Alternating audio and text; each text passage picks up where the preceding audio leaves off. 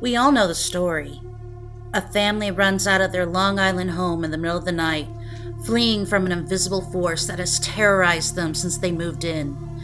Green slime oozing from the walls, beady red eyes peering in through a window. A priest scared away by a voice screaming at him to get out.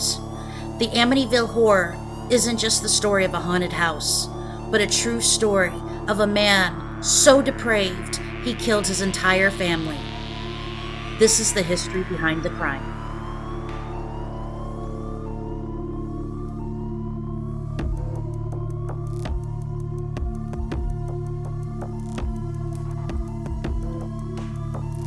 Happy spooky season, everyone! Welcome back to another episode of The History Behind the Crime. I'm your host, Erin. You should know that I am wearing Halloween socks right now. I bought, like 6 or 7 new pair just a couple weeks ago.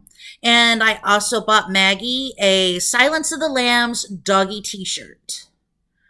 So I guess I gotta start calling her Precious now. Anyway, I'm in the middle decorating my office at work. And each year I go with a witch theme. And there's probably a few people at work who would agree that I am one. And I'm fine with that. But that's a story for the next episode. Shh! Spoilers! Obviously, you know by now that this time of year is my happy time. I'm going to have not just one spooky episode. I'm going to have 3. Which means I need to get my button gear because that is a lot of researching, writing, and recording just for 1 month. But don't worry, I actually wrote a paper in college about one of these topics. Spoilers! Okay. Gosh, I'm kind of excited. One of my favorite scary movie collections is the Conjuring series. I love them, and Patrick Wilson is so incredibly hot. And he's a good actor also. I think the first movie's the best, but one of my favorite scenes takes place in The Conjuring 2. At the beginning of the movie, the Warrens, which we'll talk about a little bit later, are at the Amityville house conducting a seance. The scene actually gives me the chills because a lot of what she is acting out actually happened. Anyway, I was watching that movie a few months ago, and I knew I had to tell you the real story behind the haunting. So I guess rather than the history behind the crime, it's the crime behind the haunting? Well, it's spooky season. Indulge me. At first, I thought this was going to be a fun episode because who doesn't like a haunted house? Until my research started to go down a creepy rabbit hole, which led to possession and demons and other things that make you shiver. It also hit me that, wait, Erin, you're talking about a family who was brutally murdered. This isn't a movie. This is real. It also reminded me I've seen some creepy stuff in my lifetime. And my hometown community was the scene of a horrifying family murder as well. You should know, when I watch some of those ghost hunting or paranormal shows, I turn into a big skeptic. So yeah, okay, you're telling me there's not a string attached to that chair moving by itself? Uh-huh, sure. Or, yeah, right, you were possessed by a demon when you stabbed your girlfriend to death. Here's the thing. I absolutely believe in ghosts and poltergeists and demons, just the same as I believe that there are angels and good things in this world. I grew up Christian, but anyone who has worked in law enforcement or in psychiatric hospitals can tell you stories of the paranormal and evil. I've seen my fair share and wished to God I never had. I don't believe they show themselves in TV shows, but I know they're out there. This is not the place to relive those memories because, well, I'm alone in my house right now and I really want to sleep tonight. As for family murders, I grew up in a town in Oklahoma called Broken Arrow. While Tacoma is my home now, Broken Arrow will always be my hometown. It has a cute downtown, lots of subdivisions, a good school system, good people, good police force, and in the summer of 2015 became the scene of a family killing. Just a couple miles down the street from where my parents live, 18-year-old Robert Bever and 16-year-old Michael Bever brutally stabbed to death their mother, father, 12 and 6-year-old brothers, and their 5-year-old sister. They slit the throat of their 13-year-old sister, but she managed to survive the attack, and they hadn't made it upstairs yet to kill their 2-year-old baby sister before the police arrived. Aside from their 13-year-old sister, each victim received over 20 stab wounds. I cannot imagine the hate or the depravity it takes to do that to not just one person, but 5. And not just strangers, but your own family. When police arrived, Robert and Michael ran into the woods behind the house where the BAPD managed to track them down and arrest them. They had to unleash a police dog to drag Michael out of his hiding spot. Later, it was revealed the two killers planned a murder spree across the town of Broken Arrow with the intent of shooting as many people as possible. What gives me the chills and stops me to this day is that my parents, my nieces and nephews, my friends, and even I could have been their victims if it hadn't been for the 12-year-old brother who managed to call the police before he died, and the BAPD who found those fuckers. Robert Bever pleaded guilty to murder and was eventually sentenced to life without parole.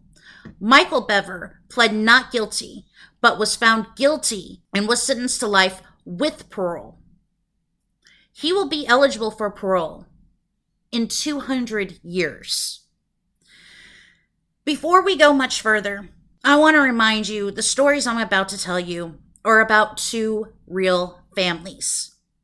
These are not fictional characters from a movie. Whether or not you believe what happened to the Lutz family is true, we are still talking about the murders of 6 people. And we should remind ourselves that Hollywood turned their tragedy into a movie for our enjoyment. For this episode, we're going to put aside the movie that smashed box office records and concentrate on what really, or what supposedly, happened. Whether or not you believe in ghosts, demons, spirits, or haunted houses, there are some things that happened in Amityville that cannot be explained to this day. We're going to explore those and look at the DeFeo family, the Lutz family, and the history of the demonic. Side note, I got a lot of information from Gerald Brittle's book, The Demonologists, The Extraordinary Career of Ed and Lorraine Warren, and Claude, I'm going to butcher her last name, Leketo's book, The Secret History of Poltergeists and Haunted Houses, From Pagan Folklore to Modern Manifestations. A lot of my other information came from independent articles and documentaries. When I think about the Bever murders and the fear it made me feel, I imagine that's how the town of Amityville on Long Island, New York felt in 1974. On the evening of November 13th, a belligerent 23-year-old Ronald DeFeo Jr., also known as Butch, bursted into Henry's bar needing help. He claimed someone murdered his mother and father. A few men from the bar went to the house at 112 Ocean Avenue and found Ronald and Louise DeFeo shot dead in their bed. The Suffolk County Police were called, and a search of the house revealed not just the murders of the DeFeo parents, but 18-year-old Dawn, 13-year-old Allison, 12-year-old Mark, and 9-year-old John. All had been shot in the back in their beds with a .35 caliber rifle. Here's what's really strange about that. There was no storm the night the DeFeos died. No thunder to mask the sound of a rifle. Have you heard 35 caliber rifle? It's pretty loud.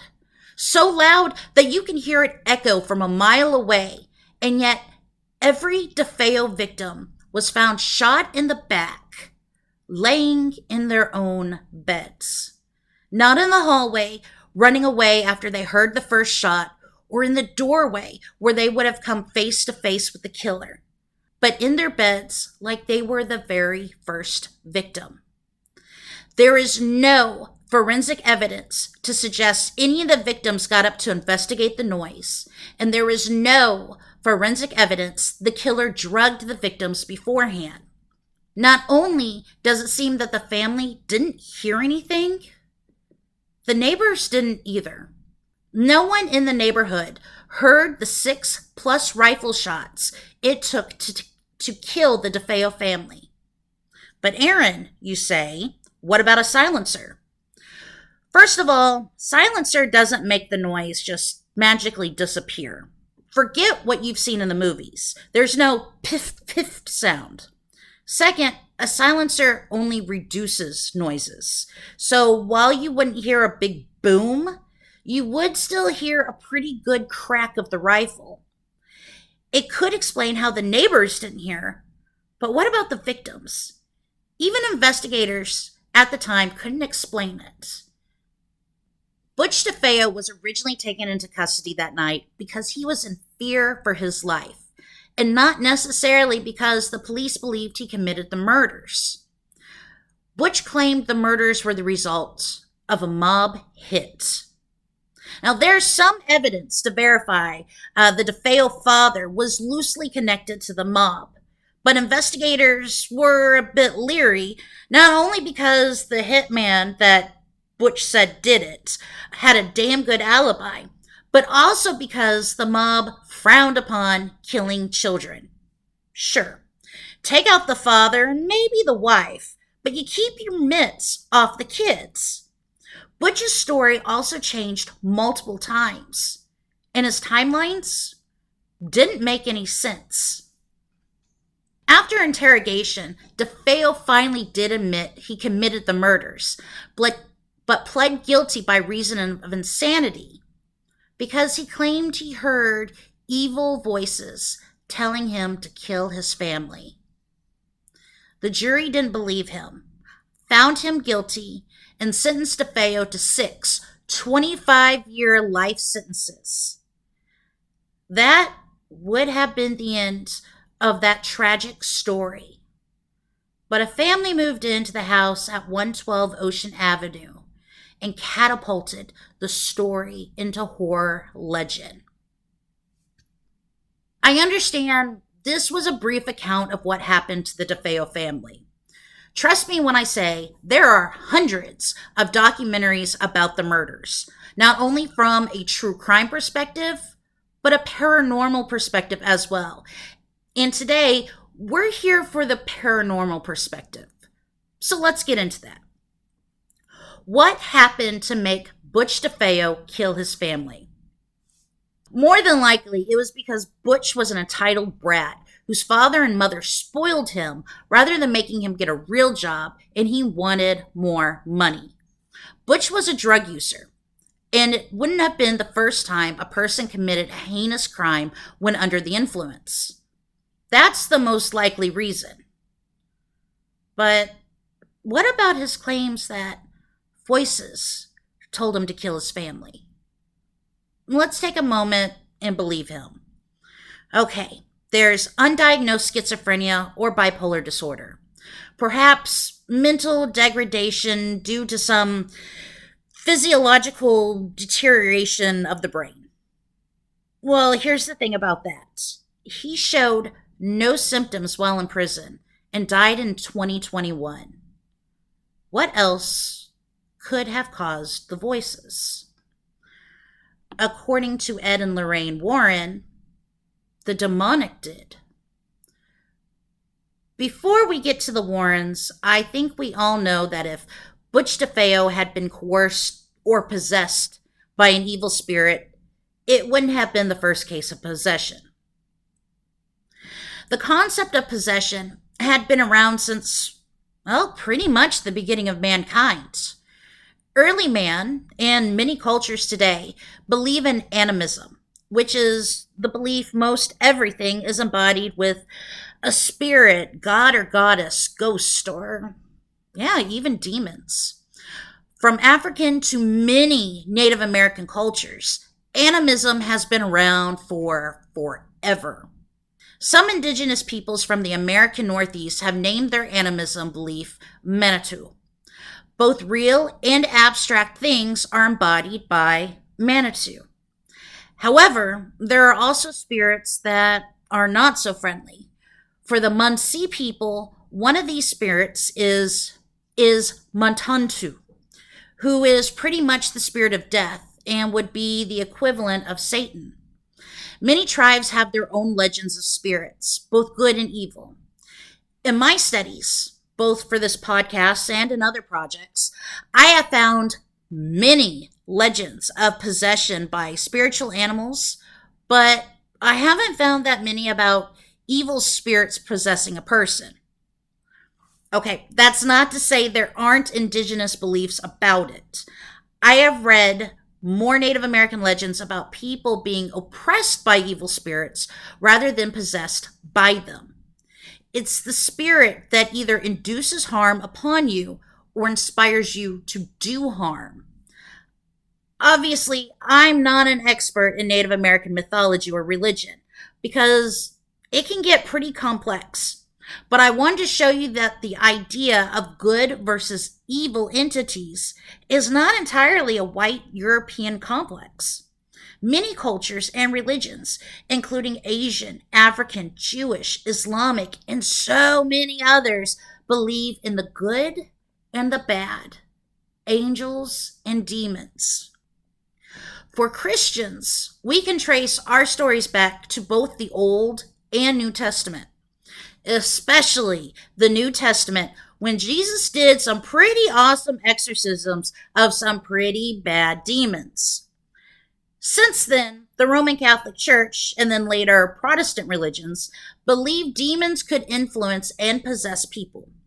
Only an exorcism could relieve someone of the possession. But the Catholic Church believed, and still does, there are differences in demonic influence. There's possession, which is, well, possession of a demon without consent. Obsession, which is sudden attacks of irrationally obsessive thoughts like suicidal or homicidal ideation. Oppression, which is person tormented by misfortunes. There's external physical pain caused by outside forces. Infestation, which is like a haunted house or object. And subjection, which is voluntarily submitting to demonic influences. A little bit creepy. So, I guess the story of Job is the story of oppression, while the stories of Jesus casting out legions was possession. Furthermore, the Roman ritual identified characteristics of possession. And I think some of you know some of this. How can you tell if someone is possessed by a demon? An individual possessed by a demon may show superhuman strength, speak in tongues or languages they didn't previously know. They have revelations of things they didn't know before, blasphemous rages, and profanity or aversions to holy symbols, names, or places. So, pretty much everything Reagan displayed in the movie The Exorcist, minus the pea soup. How do Catholics exorcise a demon? Historically, both priests, nuns, and lay people could complete the Roman ritual of exorcism with little interference from the Vatican. If you believe someone was possessed, well, you're going to perform an exorcism. Today, the Vatican is very, very stringent on who can and cannot perform an exorcism. I'm talking about somebody who is a professional exorcist, not just a priest. The Vatican, or at the very least, a diocese, can only give permission for an exorcism after a thorough investigation has been completed. Why? Because the Vatican now believes most cases of so-called possession are really people suffering from mental health or other physiological conditions. It can be pretty dangerous to perform an exorcism on someone suffering from epilepsy or schizophrenia. The same is true for exorcisms on houses and the like. A complete investigation has to be conducted before permission is granted by a higher authority. The belief of demon possession and the like in Protestantism kind of mirrored that of Catholicism. In 1597, King James I of England, yes, he's where we got the King James Bible from, defined 4 methods of demonic influence: spectra, or haunted houses; obsession, or the outward torment like Job experienced; possession, which is inward torment; and fairy, which is voluntary submission.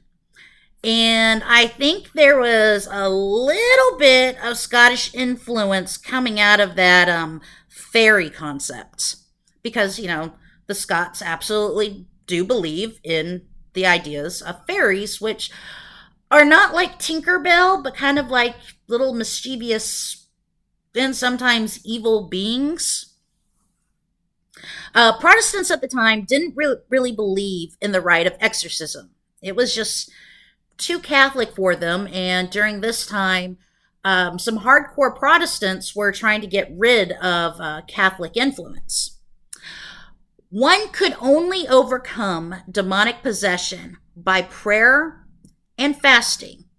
And if you were possessed, you were pretty much shunned by your neighbors and families. So, good luck with that. Some Protestant religions today do believe in exorcism. While it may seem similar to the Catholic rite of exorcism, it does have its differences. Protestant churches do not need permission from the higher ups, and anyone, from the minister to the congregation, can perform exorcisms. There's a lot of praying, use of crucifixes, full body water immersion, and in more evangelical circles, the laying of hands. Some churches do require some kind of investigation or a doctor consultation, but others do not.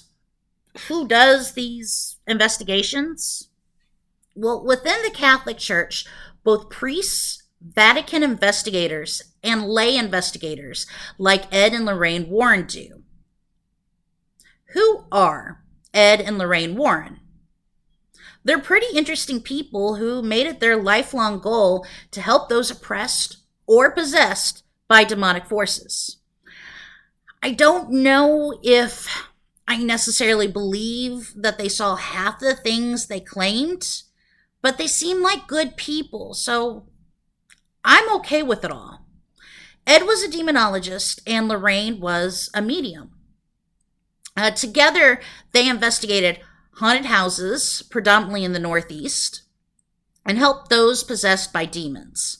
They worked very closely with the Catholic Church, but they were heavily criticized by people who thought, well, the paranormal was a bunch of hogwash. They helped investigate some of the most famous hauntings and possession cases in the United States, including that of the Amityville house. So, back to Amityville. In December 1975, a little over a year after the DeFeo murders, George and Kathy Lutz and Kathy's 3 children bought the house at 112 Ocean Avenue at a pretty good discounted price and moved into the fully furnished house.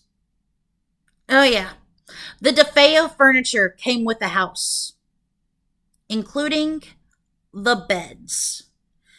And before you ask, yes, The Lutz family knew about the murders that took place within the house. When the Lutzes moved in, they asked a priest and a family friend to bless the house for them. Based on the priest's account, not the book or movie, the priest started praying and sprinkling holy water when a voice demanded he get out. This happened in the room Mark and John DeFeo had been murdered in. Later on, the priest started to get ill and received wounds on his hands that resembled the stigmata. And for those of you who don't know, the stigmata is the wounds of Christ when he was crucified. The Lutz family wasn't really deterred until they claimed other things started to happen in the house, like doors slamming in the middle of the night, George claiming he could never get warm, the kids' beds shaking, doors being ripped off the hinges, Kathy levitating above her bed, George waking up every morning at 3:15 a.m., about the same time the DeFeos were murdered, and green slime oozing from the walls. The Lutzes fled in terror on the night of January 14th, 1976, and never returned. In February, a reporter got a hold of the Warrens and asked if they could conduct a seance in the house. While many of us would think a seance is just trying to communicate with the dead, for the Warrens, it was a very serious event and could invite things in, well, that you don't want to invite in. The Warrens did head down to Amityville and took a look at the house before they ever interviewed the Lutzes. Ed described the house like someone was still living there. There was food in the pantry, newspapers from mid-January on the table, and clothes still in the closet. When the Lutzes said they had fled the house, they fled the house, leaving everything, including the house deed, behind. I don't know what vibes the Warrens picked up on from the house, but they agreed to do the seance and invited other mediums to join as well. During the seance, some of the participants became physically ill or experienced heart palpitations. They weren't able to communicate with anyone, or maybe I should say anything. But two things came out of the complete investigation. One was an infrared photo taken within the house, which showed the image of a boy with glowing eyes. And the other, the Warrens concluded the house was not haunted by ghosts, but infested by something non-human. And Ed describes something non-human as things that have never walked this earth before. The house was infested by demons. Both the image of the boy and the infestation were defined as demonic by the Warrens and other paranormal investigators. The story was so interesting that Jay Anson wrote The Amityville Horror in 1977. The Lutz family, they didn't work directly with Anson, but Anson did have several hours worth of audio tapes on which the Lutzes described the events that happened within the house. George and Kathy accused Anson of embellishing certain details, which, he did. And not surprisingly, after the publication of the book, both Butch DeFeo and his lawyers started to claim that Butch had been possessed at the time of the murders. A story Butch later retracted. Even though a lot of criticism was heaped upon the Lutzes, who eventually relocated to California, and I do not blame them. So criticism was heaped on the Lutzes and the Warrens. The book was still made into a movie and became a box office smash. Back then, it was so horrifying that people actually passed out while watching the movie in the theater. It seems while people were not quick to believe the Lutzes, the same people still got their thrills from watching the movie and driving by the house, which today has a different address and look to throw off tourists. Yeah, those creepy eye-looking windows are gone. So, what really happened to the DeFeos and the Lutzes? Supernatural or greed? Common sense tells us it was greed that made Butch DeFeo kill his family. And common sense tells us that George and Kathy Lutz may have told a few tall tales about a creepy house in order to get attention. However, if the Warrens are to be believed, it could have gone something like this.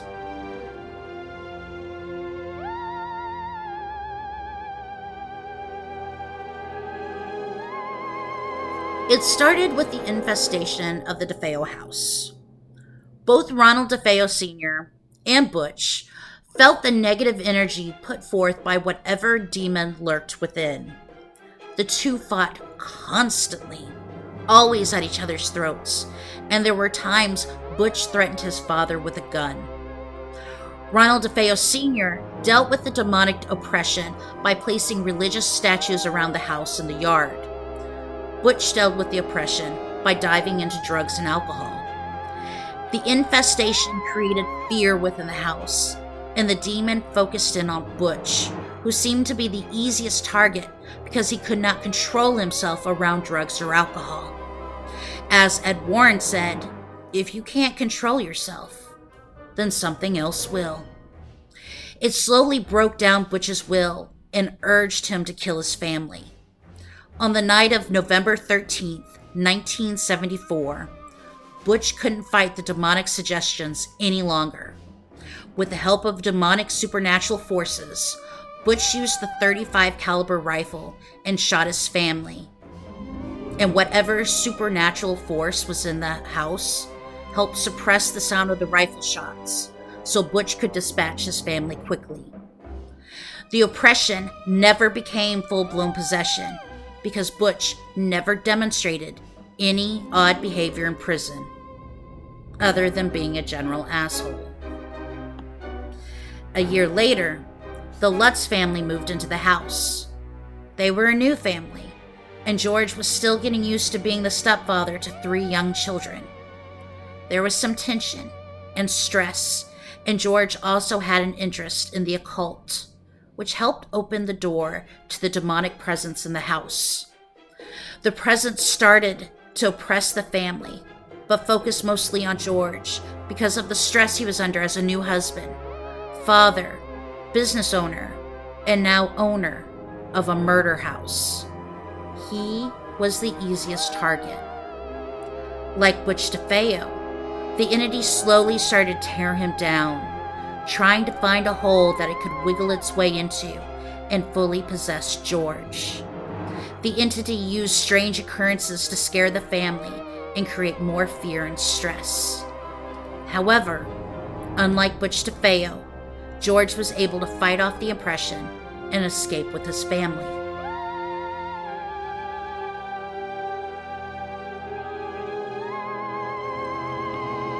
So, what do you guys think? Bullshit story or some plausibility there? Frankly, I think it's both. I think Butch DeFeo was simply a murderer, but his act was so heinous that there was enough residual evil left behind in the home to give the Lutzes an epic case of the willies.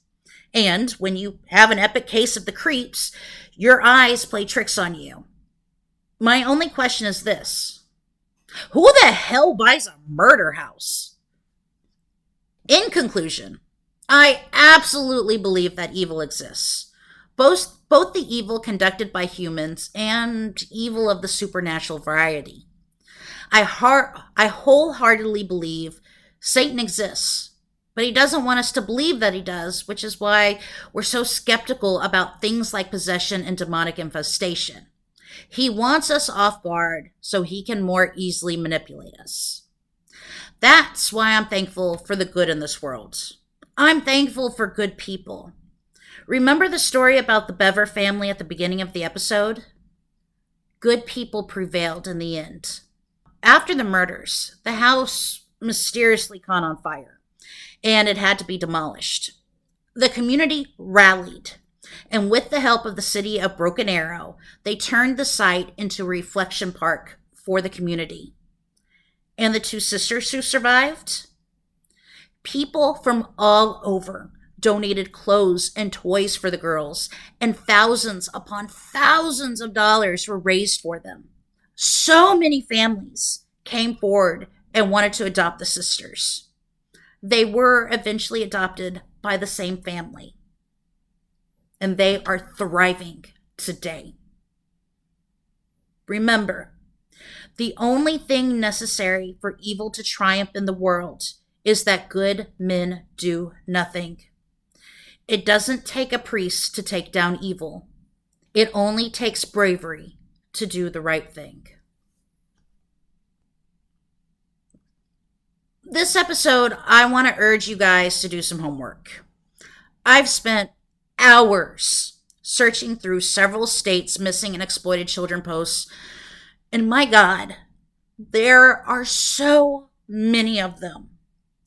How do you pick just one child to feature in an episode?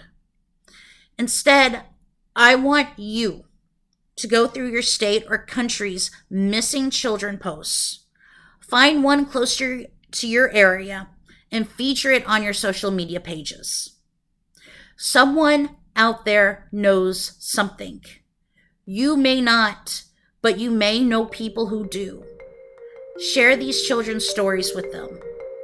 Let's bring some kids home.